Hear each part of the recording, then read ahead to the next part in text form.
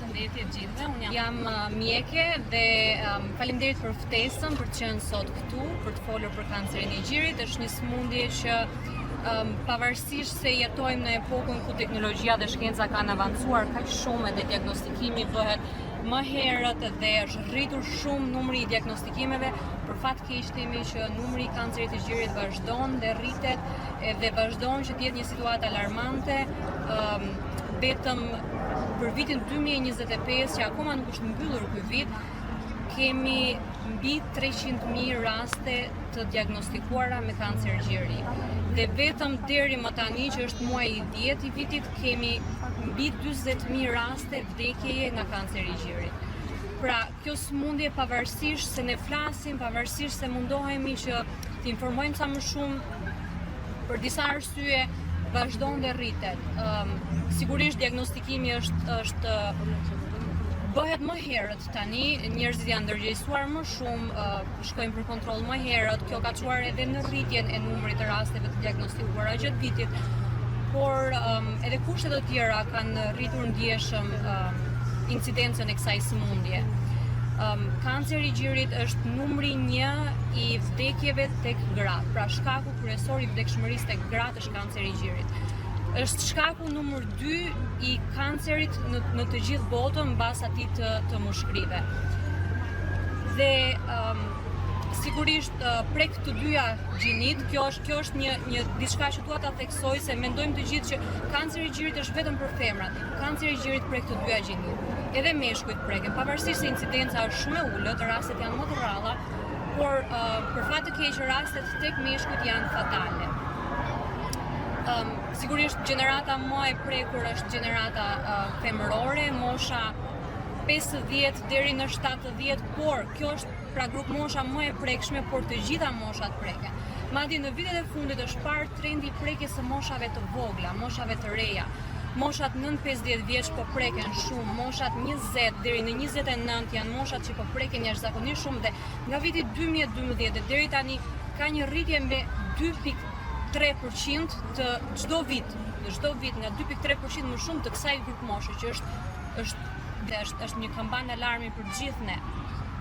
Kur më përpara ne flisnim për grup moshën mbi 35-40, filloni kontrolloni, filloni shkoni tek mjeku, pyesni, interesoni.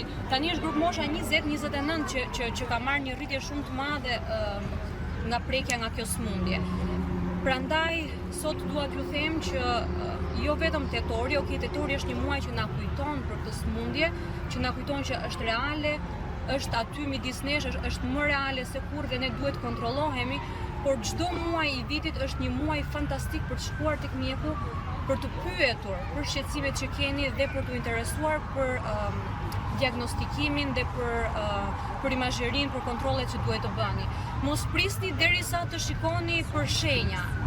Kjo sëmundje, për fatin e mirë, kur kapet në stade të hershme, ka një flasim për treatment, pra për trajtim, me një ritëm mbijetese 99% në 5 vjeçarin e parë, kur kapet në stadet e hershme.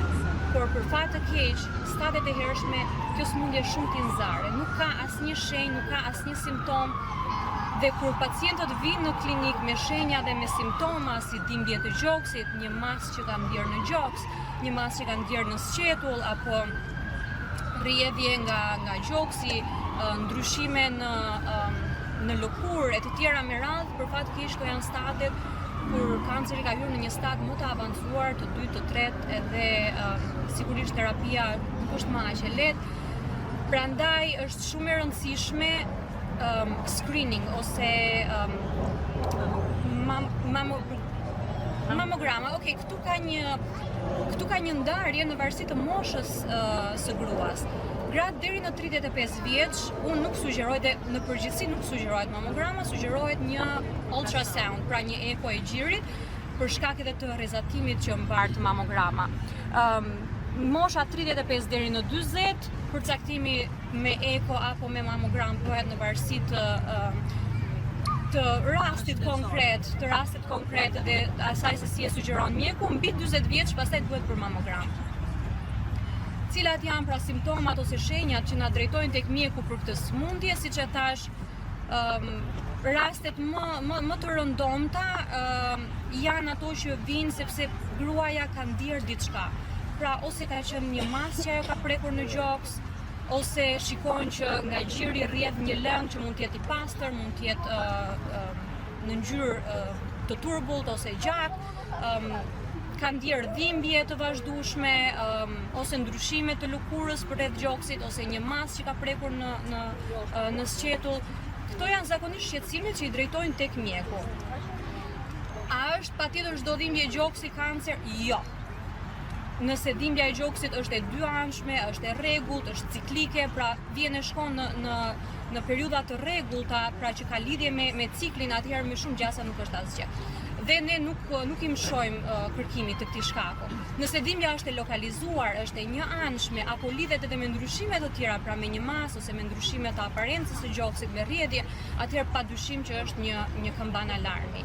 A është çdo masë që prekim në gjoks baras kancer? Absolutisht jo. Pjesa më e madhe e masave që ne shohim në imazheri janë tumore benigje, pra nuk janë maligne, por gjithsesi çdo masë që prekni në gjoks është një këmban alarmi dhe është një mast, pra një domosdoshmëri që duhet tek mjeku për ta kontrolluar. Dhe siç e thash, pra këto janë shqetësimet. Tani kohët e fundit njerëzit janë ndërgjegjësuar më shumë, vinë pa patur shqetësime, vinë thjesht sepse e dinë, kanë dëgjuar, kanë parë që po i afrohen 35 vjeç dhe tani duhet fillojnë kontrollin.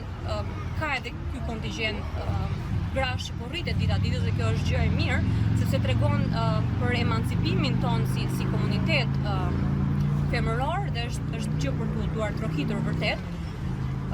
Kanceri i gjirit është shumë e rëndësishme screening sepse siç e thash në stadet shumë të hershme, atëherë kur nuk ka simptoma, atëherë flasim për një survival rate 99% në 5 vjeçarin e parë. Në momentin që vjen me simptoma, kanceri për fat keq ka hyrë në stadin e dytë dhe të tretë, atëherë trajtimi dhe prognoza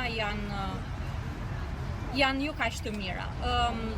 Biopsia është ajo që vë pikat mbi i, pra që bën diferencimin, stadifikimin, vë diagnozën përfundimtare, prandaj mos shkoni me idenë që pash një masë të mos e luaj. Domethënë ky është një fenomen që po shikoj për fat keq te gratë kohët e fundit në klinikë, po edhe në përditshmëri. Kanë gjetur një masë, kanë parë një masë, kanë bërë një eko, duket suspicious, mjeku i thot për të bërë një biopsi, nuk e bëjnë, kanë frikë.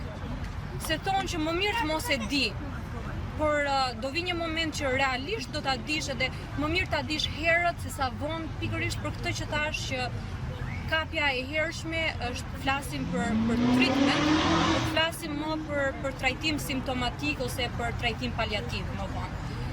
Dhe biopsia është ajo që vë pikat mbi i, nuk ka asgjë tjetër mbi të. Kam dëgjuar shumë teori konspirative që thonë mos bëj biopsi sepse do përhapet, nuk dua ta bëj biopsin se kam dëgjuar që biomasa është e kufizuar, nëse bëj biopsi qelizat kanceroze do shpërndahen, nuk është e vërtetë.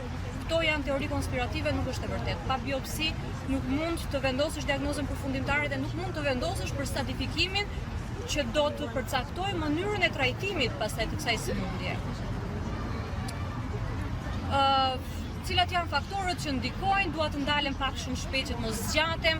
Pjesa më e madhe thonë gjenetike, e kemi gjenetike. Jo, gjenetika përcakton një përqindje shumë të vogël, 5 deri në 10% është faktori gjenetik ose ajo që ne e quajmë BRCA1 dhe A2, që janë faktorë gjenetik. Pjesa më e madhe janë akumulim faktorësh, faktor environmental, ambiental, faktorët e shëndetit, e përditshmërisë, mënyra e jetesës, obeziteti, alkooli, jeta sedentare, ndikimi hormonal. Dua të ndalem pak tek gratë mbas të 50-ave, të cilat përdorin shumë kontraceptivët hormonal, estrogenët, për menaxhimin e simptomave të menopauzës.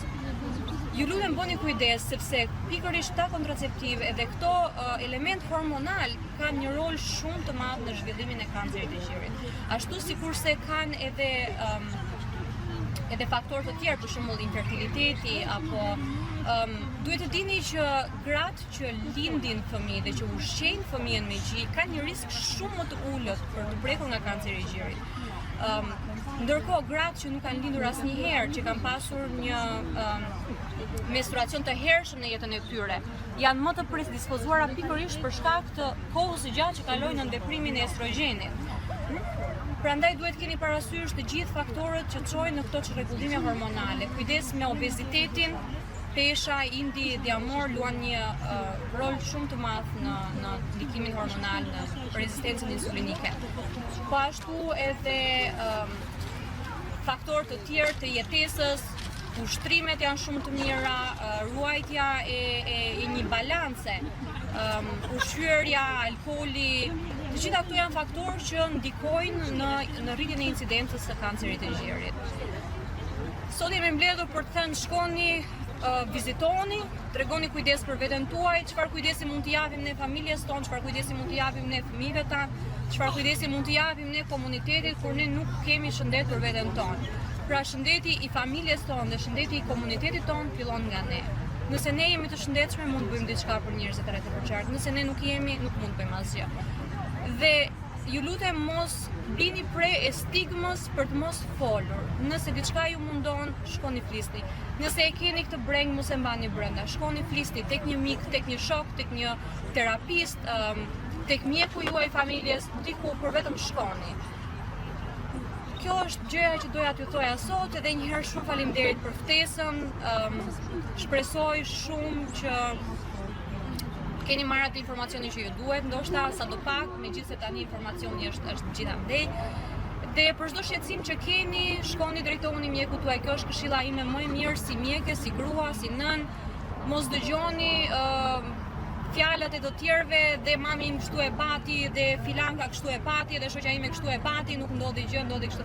Rastet janë shumë specifike, rastet nuk janë të njëjta, ne si individ nuk jemi të njëjtë, secili ka historitë e veta, secili ka trupin e vet. Drejtohuni mjekut, ai do ditë ku t'ju drejtojë në mënyrën më të mirë të mundshme. Shumë faleminderit. Faleminderit.